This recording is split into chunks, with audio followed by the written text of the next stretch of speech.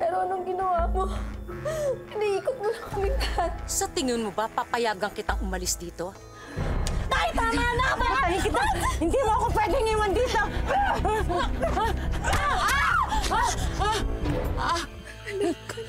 Tandaan mo, lahat ng itinuro ko sa'yo. Nay! Nay! Nay! Ayun ka! Christian! Christian! Christian! Christian! Christine! Christine! Christian! Bilis mo yun! Bilis mo! Kuya!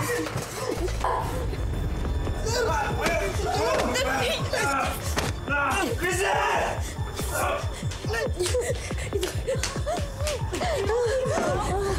Christine! Inamin na ni SPO4 Gary Perez na siya ang nang-rape at pumatay kay Ana Madrigal.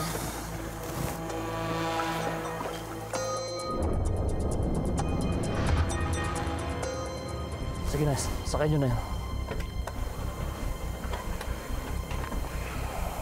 Ay, ma'am. Inamin niya na ginahasa niya si Ana. Pero kiniklaim niya na hindi niya raw ito pinatay. Nag-suicide daw. Inamin din niya na siya pumatay kay Lovely de Los Reyes. Pero tinatanggi niya na siya pumatay doon sa tatlong suspect. Pero ma'am, naniniwala ako na totoo ang sinasabi niya. Kakaiba ho kasi ang pagpatay doon sa tatlong suspect. At kung sino man ang gumawa nun, may matinding galit. At ma'am, may nakitang nail marks doon sa mga bangkay. At may posibilidad na babaeng pumatay sa kanila.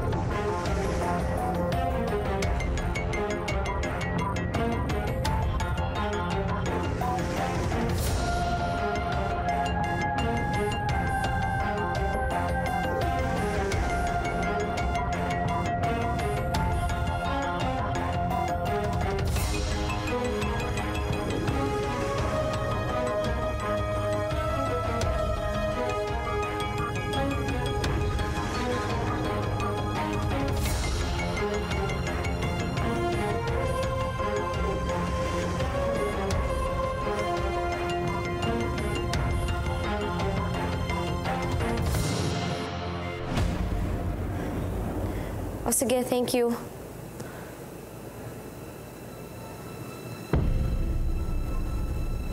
Oh, Ana. Akala ko ba matutulog ka na? Hindi kasi ako makatulog eh. Tsaka gusto ko ring magpahangin. Ganun ba? Alam mo ate, bakit parang pinagpapawisan ka? Mahangin naman ah. Wala. Alam mo ate, 2 taon ko to hinintay. 2 taon mong hinintay ang alin? Ang makasama kita.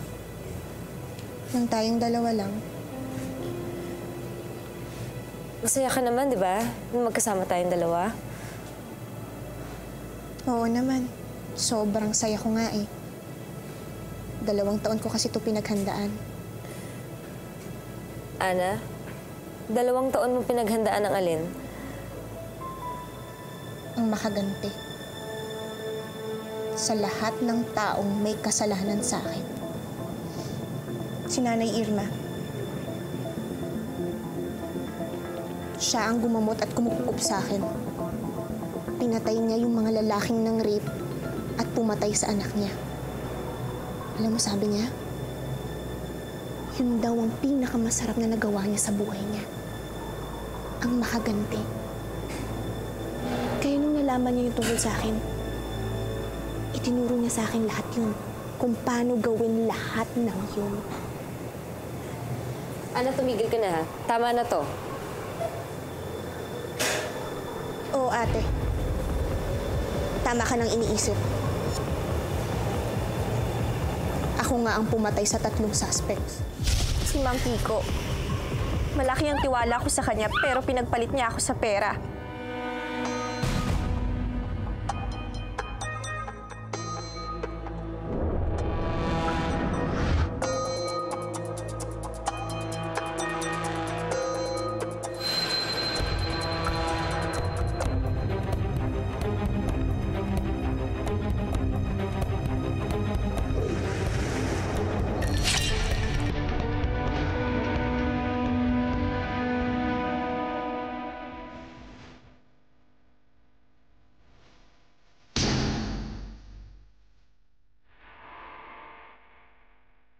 Professor James, hindi niya ako pinaniwalaan nung hinihingan ko siya ng tulong kaya napahamak ako.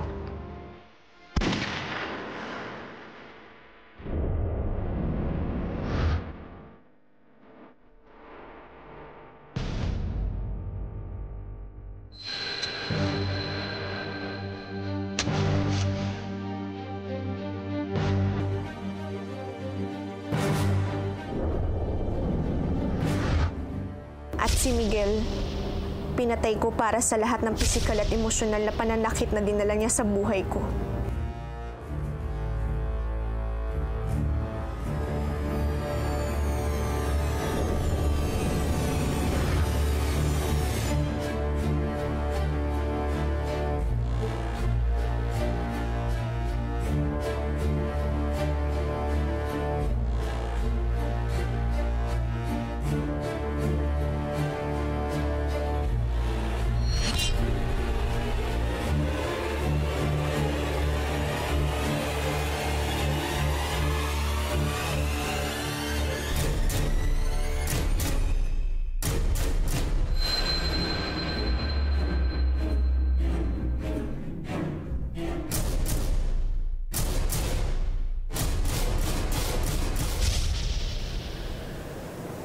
Ginamit ko ang pagkamatay ko para libre kong magawa ang paghihiganti ko. Yung bangkay na nasa gubat, yun si Leia. Yun ang anak ni Nanay Irma. Sinuotan lang siya ng mga damit ko para magmukhang ako. Ang galing, di ba? Isinakripisyo ni Nanay Irma ang bangkay ng sarili niyang anak para magawa ko ang misyon ko. Ana, sinasabi ko sa'yo ha, tumigil ka na. Bakit, ate? Kinakabahan ka? Ikaw, naaalala mo ba yung mga kasalanan mo sa akin? Naaalala mo ba yung mga ginawa mo sa akin ng mga bata pa tayo? Magkamukha kaya tayo? Tingnan mo. Sige, lumapit ka pa. O diba, magkamukha tayo? Tingnan mo. Sige. Ngayon, sabihin mo sa akin kung kapatid pa rin kita.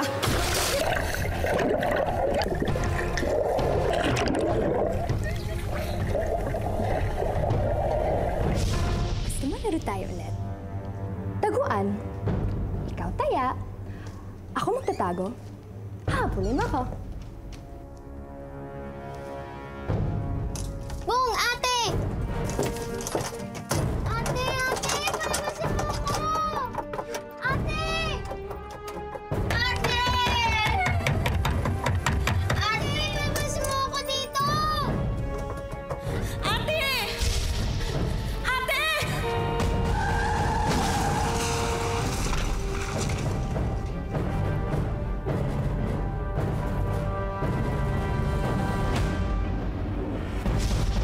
Naaalala mo ba nung iniwan mo ako? Matapos ako mabangga? Ha? Naalala mo ba? Buti na lang may nakakita sa akin at iniligtas ako! Ana, hindi mo naiintindihan. Ang akin, ate! Na hindi mo matanggap ako bilang kapatid mo? Nainggit ka. Dahil sa akin binabaling ang atensyon ni nanay at tatay. Ate, wala akong ginagawa sa'yo. Ang tanging gusto ko lang ay mahalin mo rin ako dahil magkapatid tayo! Pero anong ginawa mo? Kahit kailan, hindi mo ako pinagbigyan!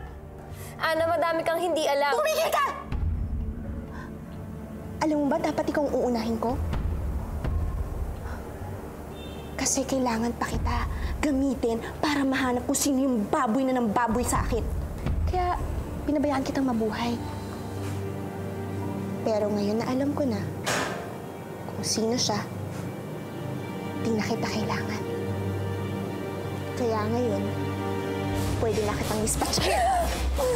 Hayop ko!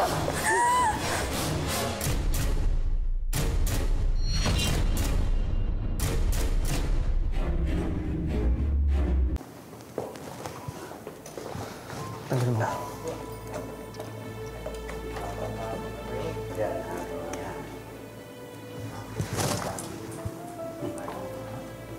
Sino ba?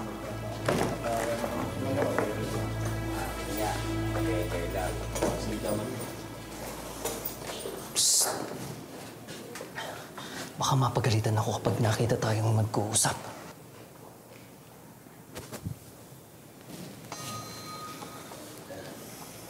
Naalala mo to? Yung balang tumama dito. Para sa'yo dapat to. Malaki utang na loob mo sa akin. Siguro naman, marunong kang tumanaw ng utang na loob. Ka mag-alala. Di naman kita ilalaglag eh. Meron lang akong kailangan tapusin.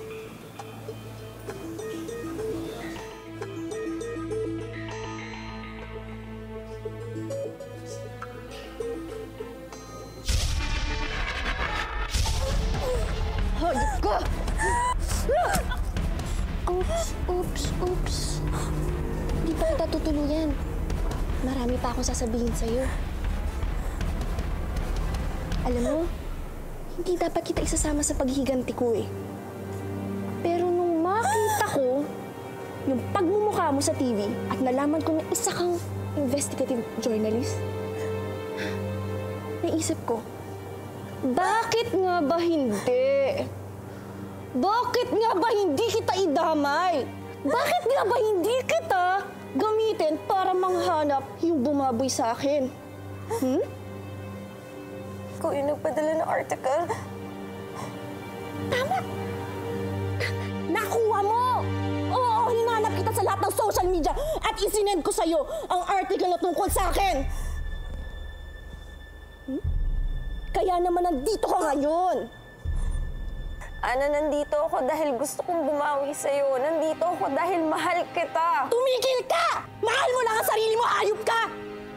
Napatay ko si Nanay Irma dahil muntikan na akong maniwala sa mga pinagsasabi mo. Buti na lang na nariwa lahat ng galit at sakit na idinulot mo sa akin. Kaya ngayon, Christine Del Mundo, ito na ang huling kape mo! Ano? Ano? Ano? Patayin mo ako kung gusto mo, Ana.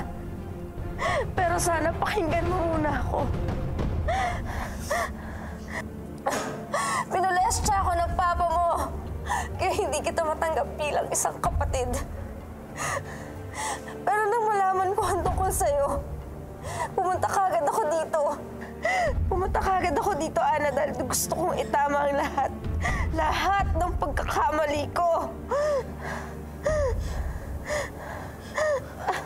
Ano sabi mo?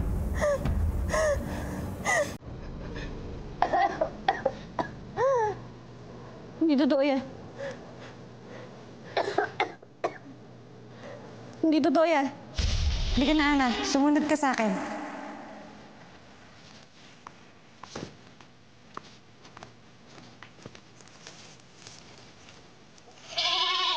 Oh, Ana. Gawin mo na.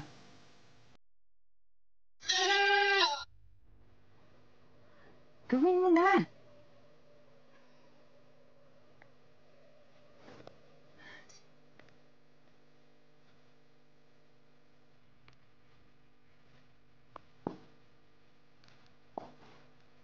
Ano? Ana!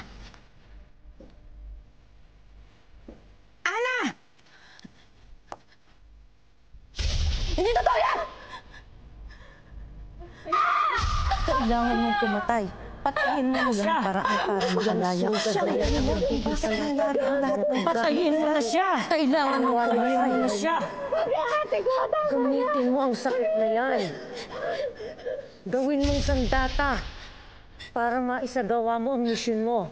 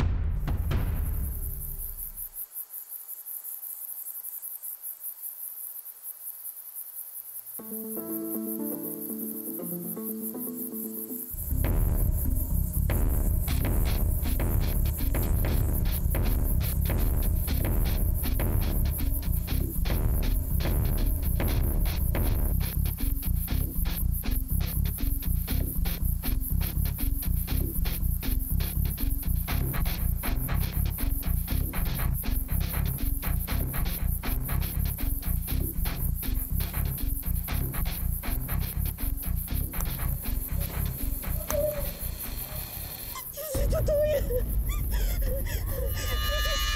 Totoo yan. Monica, hindi. Ayoko. Tama na. Tama na. Ayoko na pumatay. Ana! Ate ko.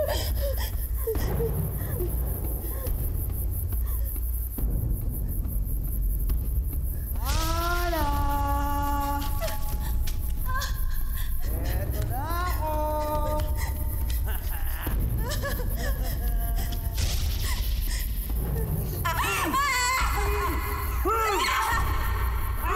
Gusto mo ba?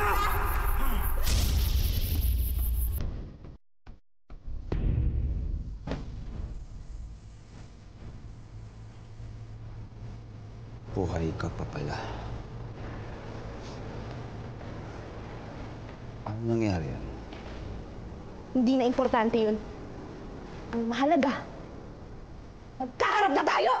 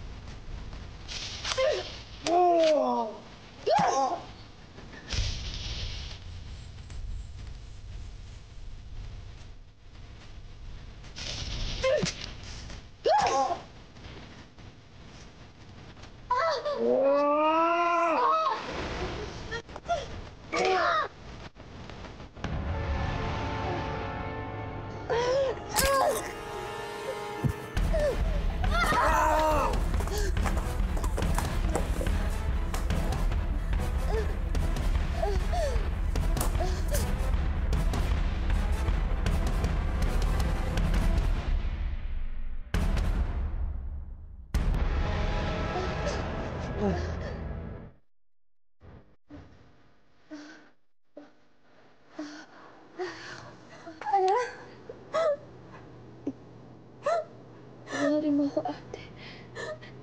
Patawarin mo ako.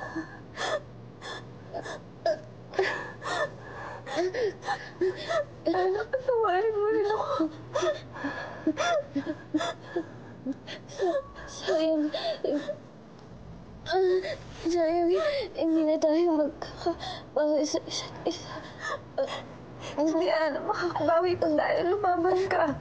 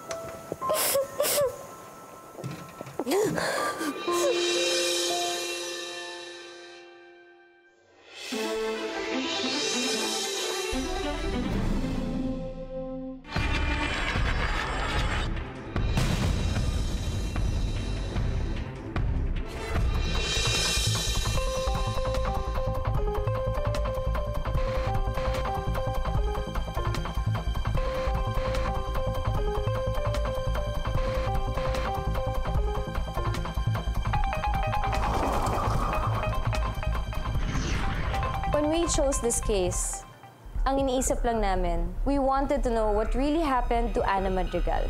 2 years ago, we received reports from some concerned classmates and teachers of Ana Madrigal that she mysteriously disappeared.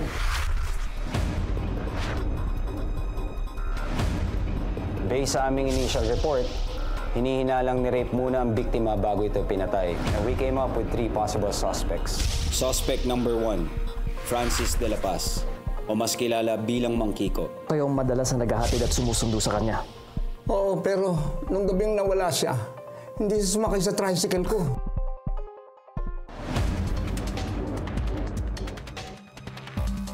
Suspect number 2, Professor James Villanueva, ang physics teacher ni Ana. Oo. Kung tinatanong niyo kung minahal ko siya, oo, minahal ko siya. Suspect number 3, Miguel Gabelo, boyfriend ni Ana. Hindi na kayo nakita nung gabi na nawala siya? Hindi.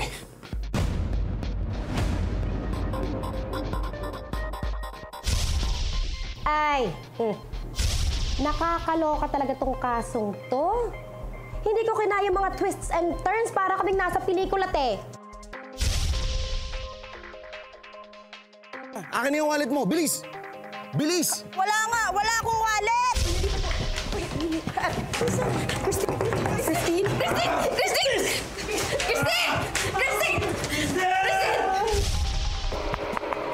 Pictures ni Ana Madrigal to, ah. Ito talaga yung tinatawag mong passion, eh. Alam naman natin lahat na di ganun kalakihan ang kinikita namin dito.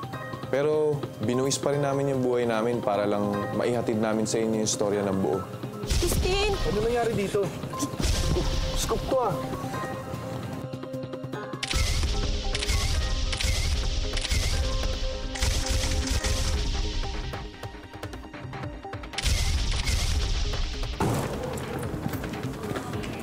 Sige, Edward, kunin mo na.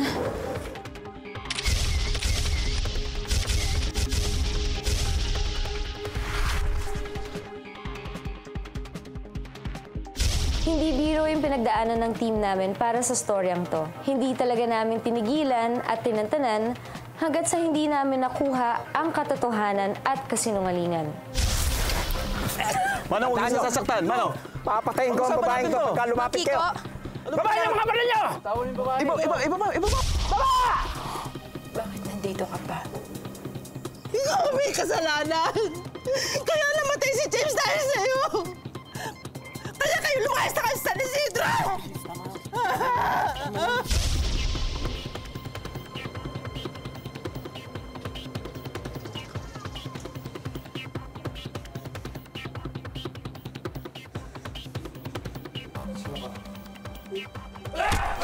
Gary! Sino ka? Christine Del Mundo?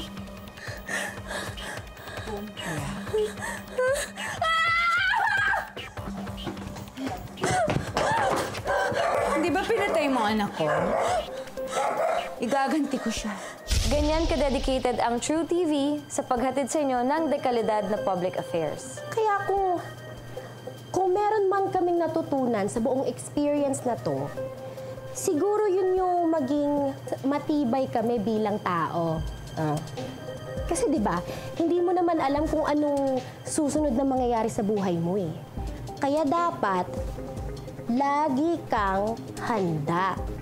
Kung hindi, nako, tegi ka.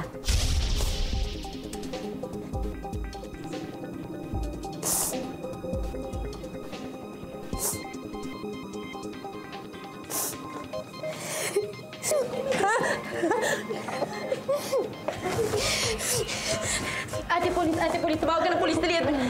Kailangan talaga mapanood ng sambayanan ng unang episode ng The Mystery Case Files. Bukod sa binuhis na nga namin ang buhay namin dito, ngayon lang kayo makakanood ng ganitong klaseng documentary. First hand naming na-experience sa mga bagay na nangyari dito. Okay, rolling. 5, 4, 3, 2, 1, action. Relax ka lang, ha? Huwag mong pansinin tong camera.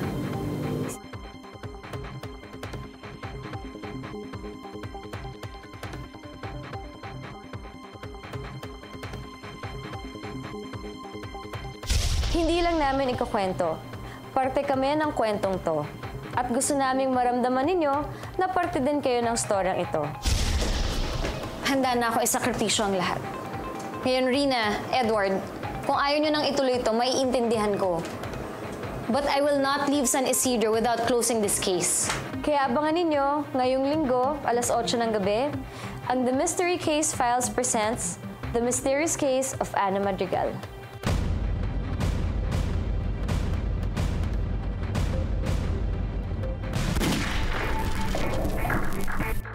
Uy, guys, thank you, Hindi niyo ako iniwanan.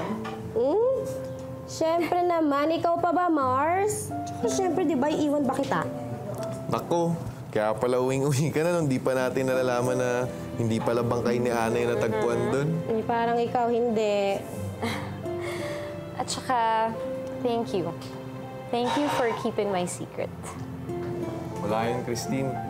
Busog naman kami palagi eh. Alam mo namang yun lang yung kondisyon ko. Ayan tayo, baby. PG lang ang datingan eh. Ito, puro light na lang yung naabot ko sa'yo eh. Mahal na mahal mo naman ako. Ano ka ba naman? Nandiyan si Christine, nakakahiya. Ay nako, kayo pa ba? Nahiya pa ba kayo sa akin? Sa lahat ng pinagdaanan natin, magkakadikit na yung mga bitukan natin, no? Ngayon pa kayo nahiya. Kasi naman to si Edward, landi-landi. Jesus! Ay, malandi ka rin eh. Pa-girl ka masyado. Eh, ikaw nga itong nanligaw sa akin, di ba? O, tingnan mo. O, paano guys? See you tomorrow? Sige, Mars. Date pa kami ni Papa Edward. Sige, Christine, una na kami. Start the car!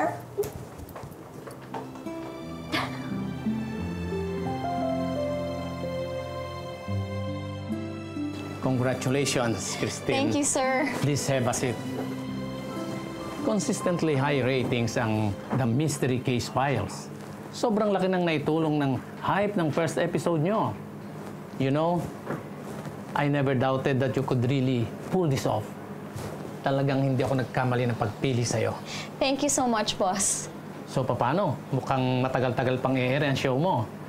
Handa ka na ba sa mga susunod na assignments mo? Oh, yes, boss. I'm always ready.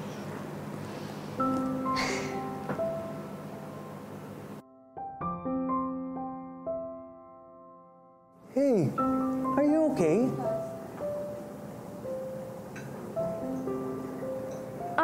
Me? Yeah, I'm fine. Okay. Sorry. Okay, so as I was saying, may lignan ako sa mga adventures, like yung cliff diving. Ano naman yun? Skydive. Wow, ang ganda yun. And even yung bungee jump. Pang Christine. Sorry, can you excuse me for a while? I just need to make a call.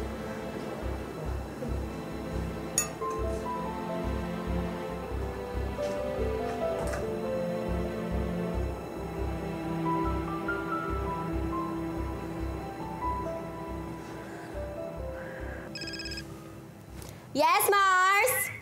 Hello, Rina.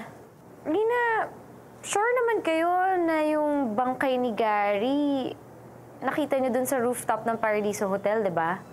Oo naman! May footage pa nga tayo nun, di ba? Bakit ba? Hindi, wala. Mamalikmata lang siguro ako. Baka nga. Alam mo ikaw, wag mo nga pag-iisipin yun, ha? Mag-focus ka na lang dyan sa date mo, okay? O so, kumusta ba? Kumusta? Ayos ba?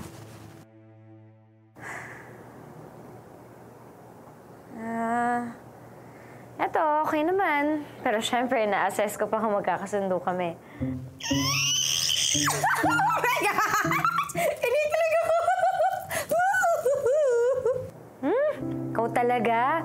Ay, bakit, ha? Hindi mo pwedeng kiligin, ha? Tumigil ka nga dyan. Alam mo, ikaw, sige na nga. Babush na nga muna, mag-focus ka na dyan, mag-date ka na dyan, okay? Ay, nako. Sige na. Bye!